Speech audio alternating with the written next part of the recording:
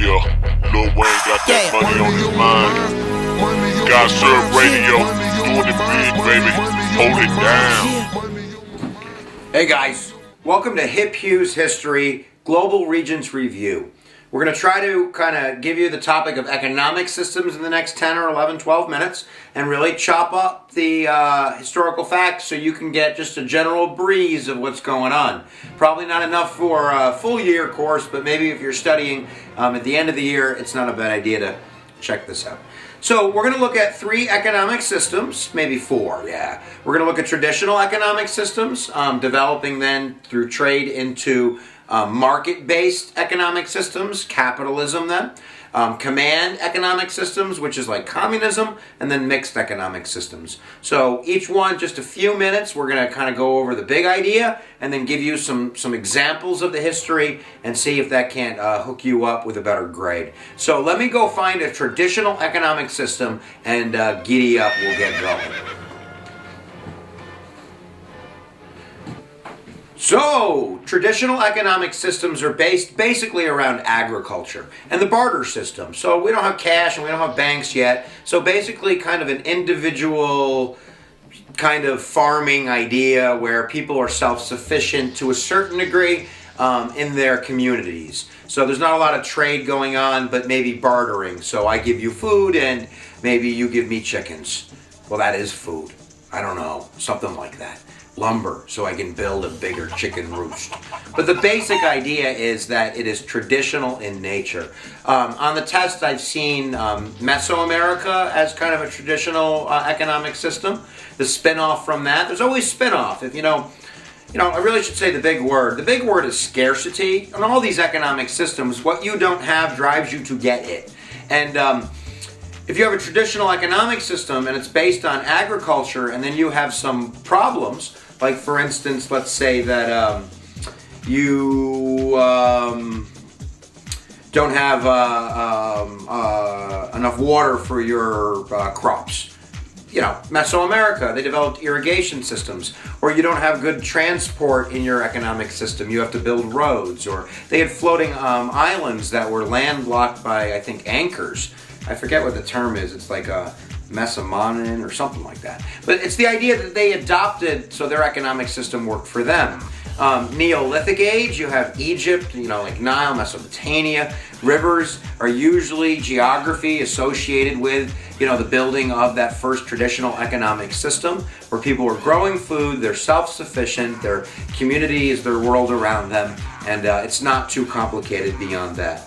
So we're going to slowly move on. We have some transitional kind of things to talk about. We don't go just from traditional to capitalism, but there's kind of like a story in there.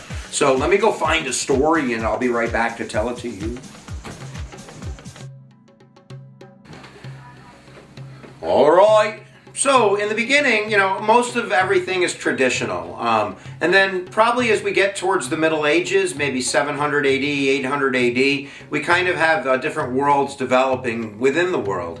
So we're going to look at 2 of those worlds and how they're going to both kind of transport themselves from traditional economic systems into more market-based economic systems. One of them would definitely be kind of the Middle East, and you're talking about maybe the Abbasid dynasty, so maybe 400, 500 years, 700 AD to like 1200 AD. It's a huge empire. I mean, that empire stretched basically from China almost all the way through Western Africa. So when you have that build a big of an empire, you need to go beyond that traditional economic system because of the desire for goods, for different things. And that's that concept of scarcity again. So you really develop trade economic systems. And when you go to trade, then you have to develop, new techniques to work that economic system. So maybe instead of bartering, you develop a money supply system or some type of way of doing it so I don't have to bring, 15 pounds of gold on my back to pay you. Banking systems, insurance systems are all developed in that Middle Eastern world. And then you get a lot of cultural diffusion. The Middle East, which now is maybe known today as some parts being lacking in cultural diffusion, had a lot of cultural diffusion back then because the trade routes would take Arab traders throughout, the world and expose them to different music and art and ideas, and they would bring them back to their communities. So basically, we're starting to push from traditional to market because of that idea of scarcity. The Middle East was first in this world because in Europe at the same time, we're in the Dark Ages. You don't have a lot of trade in the Dark Ages to the Crusades, really. So really, you have a feudal system. And the feudal system is more like the traditional model. Manneralism, remember that word? You have manors where, you have the Lord on top, and there's a church, and there's, a mill, and then there's farmers and serfs, and they work the land, and it goes to the mill, and then it becomes manufactured goods, and everything is within that manneralism system. So you have a lack of new ideas, you have a lack of cultural diffusion. So economic systems and how they develop really changes the way your culture or your society grows and how it's affected by that system. But nevertheless, that's kind of the transfer. We're getting towards market systems now. The Middle East is there first. Soon we're going to break out of manneralism and we're going to go to more of a Columbian exchange kind of concept. So let me go get that for you and we'll be right back and we'll teach you more. Alrighty then. So I guess the next big step towards capitalism and market-based economies is going to be the commercial revolution. The commercial revolution, kind of 1500s, right around there, I'm not great with years, but basically the Crusades is what made that happen. The Crusades were a holy war that the Christian world had fought against the Muslim world. And along that crusade, which is unsuccessful, you get that scarcity thing kick in. When people find out that there's spices and silks and different raw materials or different products around the world within the manneralism system, that breaks up. And you start to develop trade routes with the Middle East. And now you have cultural diffusion and the spread of ideas, and the manneralism system is going to break up. And when you have trade routes, you have cities develop. So that's going to give a place for serfs to go to make a new life. There's a lot of ideas that flow around economic systems. But basically, as the European world in the 15, 16, 1700s starts to grow and modernize, its need for those scarce resources are going to create a desire to create even more trade routes. So that's going to develop into really mercantilism, which is kind of an economic model. Nations in Europe are imperialistic as they grow hungrier for that scarcity to fill their bellies with gold and sugar and rubber and all of those things that make us go, choo-choo. And first, you have the Columbian exchange, Columbus, remember, kind of the Columbian exchange of finding out, that the New World has all these new cool things like corn and, pineapples and tobacco, and that's going to cause even more pressure to create even more trade routes. And then you get mercantilism and triangular trade. Triangular trade is when these European powerhouses go to Africa and through the Middle Passage, capture and take as human hostages, really, tens of millions of black Africans into the New World. Why? So they can take those raw materials. Now, does the people that get the raw materials, whether it's the slaves or the colonists, do they get to enjoy the fruits of that labor? No. The governments in Europe and the joint stock companies that are kind of controlled by the government want those raw materials back. This is triangular trade, right? We go to Africa, we go to the raw materials in the New World, and then they want that stuff back. They want that cotton, they want that tobacco, they want those raw materials so they can manufacture them over here. Now, this is still not capitalism, though, because the government is really controlling it. It's still, it's getting closer. We have kind of a concept of supply and demand now. You get the stuff that's worth something, what people want, scarcity. I don't bring you back dirt. Be like, look at all the dirt I got from the New World. People are like, yeah, you're dirty. But when I bring back those raw materials that make their eyes light up, obviously that's why I'm doing it. So we're ready to move on. This is a sweeping generalization. I feel bad doing it. But we have the general idea of traditional economies and how trade, they're going to develop into more trade-based, market-based economies, going into the Columbian exchange, triangular trade, mercantilism. And really, we're starting to get close to capitalism, and then we'll move on from there. So I'm going to go find Adam Smith. Yo, Adam! Adam!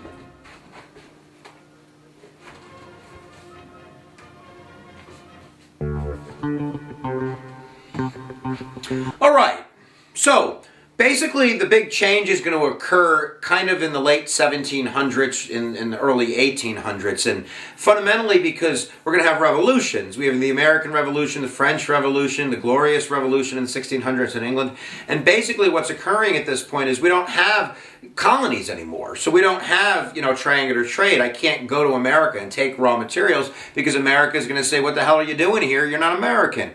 And the same thing would be true with other places that we're colonizing. And even in Latin America, as we have a widespread rash of revolutions and Simón Bolívar and all that good stuff. Gravy. But the point is that now we're going to take government out of the picture. See, government really controlled mercantilism and triangular trade for the benefit of their governments, for their people and their countries. Nationalism, imperialism is led by countries, not by people. Now the difference becomes that people are going to be the masters of their own destiny, in a sense. So I need you to know who Adam Smith is. Adam Smith is the philosophical founder of capitalism. He wrote a book. If I say he wrote a book, it's not because I want you to read the book. It's because the book is going to be on the exam. And that book is called The Wealth of Nations. And what Adam Smith argues for is a system of capitalism, of supply and demand, based on laissez-faire. Laissez-faire literally means hands off in French. So when you say laissez-faire, I can't help it. My arms automatically go up in the air. Every time I say laissez-faire, laissez-faire, laissez-faire, my hands go up because that's what it means. The concept is get the government out of the picture because government is obtrusive when it comes to economic growth. Analogy, like in medicine, like in biology, right? You have blood in your veins, right? The blood runs and you're healthy. What happens when you get a clot? When something blocks the blood flow in a vein? All the growth stops and you die. So Adam Smith would argue that the government is the clot. And that every time the government tries to do something, even in the name of goodness, like a regulation or I ban something for a safety measure, I'm trying to clean up pollution, I want to help the children, I want to raise the minimum wage, I want to do something to make life better for the people, that gets in the way of that business growing. So basically, he argues for a laissez-faire type of system where the government just allows for entrepreneurship and for businesses to grow. And that, according to Adam Smith, is going to create a middle class. It's going to create a trickle-down effect. You're going to have more jobs. And people will be the masters of their own destiny. The government's not going to get in the way of anybody. So that's basically what we have in England and the United States in the early 1800s or mid-late 1800s. We have a system of laissez-faire. So I've already kind of said the positive. The positive is you do get economic growth and you do get benefits to society, whether it's a railroad or it's new, hospitals or it's, whatever it is. It's good because it creates jobs and it creates an infrastructure and that's how societies are built. The bad part is that if the government is doing laissez-faire, then they're not going to be able to help people that are getting hurt by capitalism. This is capitalism, okay? Laissez-faire. So if, for instance, let's say you're 5 years old and your father made you get a job in London and you're working for the mill or whatever, and you're 5 years old. So go ahead, come up to me, 5-year-old. I'll be the government. You ready? Laissez-faire. What's that, Johnny? You don't like working in the mill? Your little hands hurt all day long? You want to go to school? Man, I wish I could help you, Johnny, so much. But I can't because my hands are up in the air, laissez-faire. So, Johnny, I wish you well. Now, get out of here. That's the negative. And not just with child labor, but pollution and safety regulations. And look, big businesses, and this is the other negative, is once you get rid of your competition, once you get rid of the guy who's competing against you, let's say I hate the fast food thing. He was a vegetarian. How could I do this? Let's say I have a comb store. The Hughes comb store, even though I don't really use one, right? And I want to be the biggest comb store in the world. And I already have some capital. I'm already doing all right for myself. Well, Johnny over there, that little 5-year-old, he grew up and he started a comb store with his pennies that he saved from his job at the mill. So what am I going to do? Do I want Johnny to succeed? Hell no. He's my competition. Who got more money right now? So what do I do? How do I put Johnny out of business? Let's say you're a consumer and you're looking to go get a comb. I don't want you to go where? You're not going to go to Johnny's. So how do I get you to come to my store? How about buy one, get 5 free? That'll do it, won't it? Now, am I going to make a giant capitalistic profit off that? Probably not, right? But Johnny's screwed. And once Johnny closes his comb store, combs, $5,000. That's the problem of monopolization. And then you're going to get trusts and corporations and huge business entities that have lots of capital. You hear it? Capitalism, capital, you get it? All right, let's move on, all right? I'm going to go find Karl Marx. He's somewhere in Germany and he's probably dead. So I'm going to have to dig him up and bring him back. I'll be right back. Karl Marx, here he is. Just kidding. Karl Marx is the kind of philosophical founder of socialism, command economic systems, communism. His book is The Communist Manifesto. He wrote Das Kapital, about money, the capital. And he has a different way of looking at this. So rather than laissez-faire, when the government isn't doing anything, he's going to be complete hands down. Where the government, in the name of the people, because remember, according to him, or according to, philosophy and that idea, is that the government is the people. So the government is going to own everything and control everything, command the economy in order to make life better for everybody. What's the root of communism? Do you know it? Do you know it? Say half the word. Commune. A commune, which they had in China, they had commune economic systems to do the Great Leap Forward, is the first thing I think of is naked hippies. Because hippies would go to communes and they would share the food and share the wealth and share the other stuff that they did. That's commune, right? Communism. That everybody owns everything. So the example in history, of course, would be the Soviet Union. 1917, the Russian Revolution, right? You get out of World War I. Lenin's not so much command. He did command a lot of the economy, but Vladimir Lenin also allowed for private businesses. A lot of people don't know that. So he had a more mixed economic system. But Stalin, with his 5-year plan, that's complete communism and totalitarianism because he's not elected. So you're going to have the government saying, you're going to work there, you're going to live on the collective farm, and you're going to produce 200 tons of steel this month or else. And that's got lots of negative attributes because the guy doesn't want to do the job, so you're going to have faking it and corruption and famine, and it's going to be all messed up. And Mao in China as well, with his Great Leap Forward. He had a commune rather than a collective system. But nevertheless, people are forced to live somewhere and do a job in order to make it better for everybody when it's really not. So that's command, that's communism. Just do the hand thing. Laissez-faire, right? Command. Rah! That's the concept. So really the last term we want to give you, as we've gone way over, is mixed systems, because that's really what everybody has today. When people say United States or England or these Western European countries are capitalistic, I laugh, because that would be complete laissez-faire. Absolutely, we have minimum wages and pollution laws and safety regulations and all kinds of government hands-down regulation kinds of things. Look at regulation. Basically laissez-faire. You do what you want. Start a business, start a restaurant, start a comb store. I ain't gonna get in your way too much, but you're gonna pay your worker a little bit more sometimes. You're gonna clean up that air that you're polluting. See the regulation, like I'm changing the temperature on a dial? That's kind of a mixed system. And we have Social Security and food stamps, Medicare, Medicaid. We have lots of ways the government interferes with the economy in order to make sure that everybody's living at a basic level, that old people are not eating cat food and children are starving in the streets and that kind of stuff.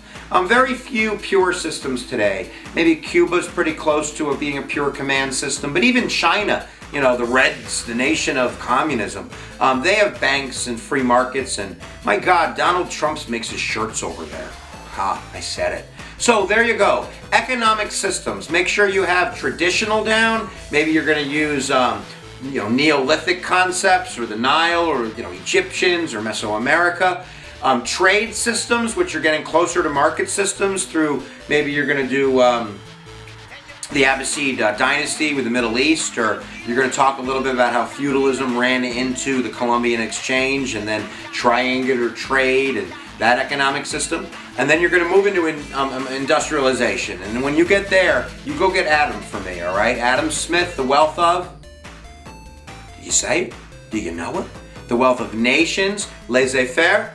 And I hope that every time you hear that, laissez-faire, that you do that, so you make sure that you get the question right. Command systems are the opposite of laissez-faire, hands down.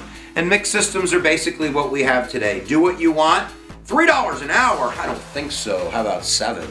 That's mixed economic systems. So good for us. See you later. Alligator. Bye-bye. Where attention goes, energy flows, which means always do it 100%. I really think this is a bad idea. Marge, I agree with you in theory. In theory, communism works. In theory.